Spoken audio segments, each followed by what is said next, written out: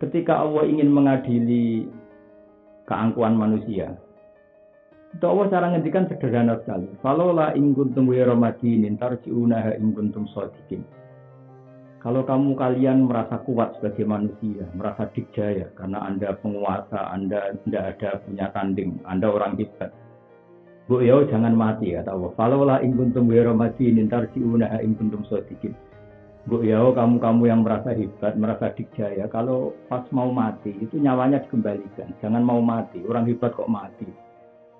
Jadi segampang itu Allah mendidik kita. Kamu kalau merasa hebat, Bu, jangan sakit. Orang hebat kok sakit.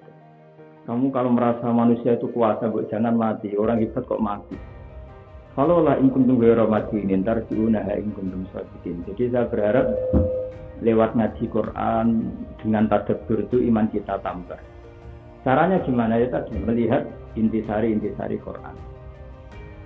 Jadi Quran itu sering diterangkan Allah itu lewat hal-hal yang gampang, yang sederhana. Makanya saya berkali-kali cerita, jangan kira Rasulullah menerangkan Islam itu dengan cara yang jelimet itu tidak. Gampang sekali. Ketika orang-orang kafir Mekah dulu berpikiran bahwa Tuhan itu penyelesai problem. Kemudian datanglah Rasulullah Muhammad SAW dengan mengajak satu Tuhan. Itu pertama orang Arab itu ya menentang. Sampai mereka bilang, Aja'alal alihata ilaha wahida inna hadza lasyai'un 'ujab. Masa Tuhan itu satu Muhammad? Problem kita banyak, problem ekonomi, problem sosial, problem macam-macam. Kalau Tuhannya satu kurang dong Muhammad. Kalau problemnya banyak ya Tuhannya harus banyak. Jadi orang Arab itu mirip kayak Cina, ada Tuhan keberuntungan, ada macam-macam. Karena problem banyak Tuhannya harus banyak. Lalu Nabi cara menjelaskan itu ya gampang sekali. Kata Nabi, diajari Allah tentu ya. Kalau kalian jadi pembantu, kemudian punya majikan banyak yang perintahnya beda-beda. Kamu suka enggak dibanding kalau punya majikan satu? Wah ya enggak suka Muhammad, kalau majikannya banyak perintahnya beda-beda kita yang repot. Terus kata Nabi, Tuhan kamu itu majikan kamu. Kalau Tuhannya banyak, majikan kamu berarti banyak. Kalau perintahnya beda-beda, kamu yang pusing. Terus mereka, ya satu saja. Jadi, apa ya, segampang itu dulu Islam dijelaskan, Islam diterangkan.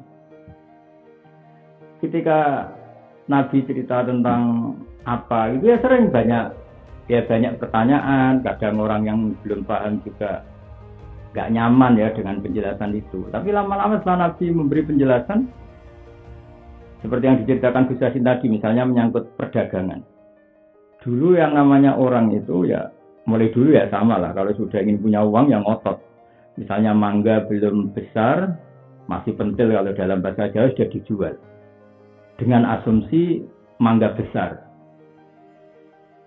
Nah itu dulu orang Madinah itu cara berdagang seperti itu. Jadi misalnya semangka masih kecil sudah dijual dengan harga asumsi semangka besar, sehingga harganya sudah mahal.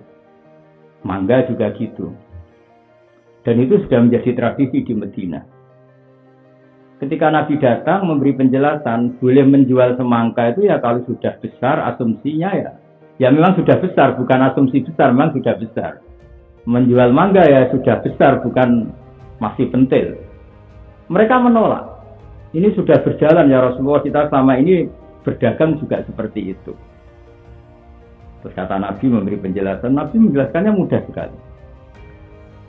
Ara'aitum in mana Allahu as-samra fabima yastakhillu ahadukum mala akhih.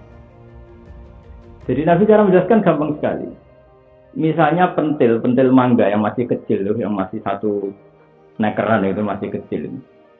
Andaikan itu kena angin kemudian jatuh semua. Lalu bayarnya pembeli ini sudah bayar mangga besar. Lalu kamu menerima uang itu atas nama apa? Kalau atas nama beli mangga nyatanya masih pentil. Atas nama dapat mangga nyatanya sekarang kena angin hilang. Lalu kamu ngambil uang itu atas nama apa?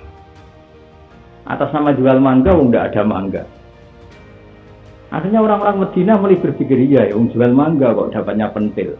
Jual semangka kok dapatnya anak semangka. Dilatih terus-menerus.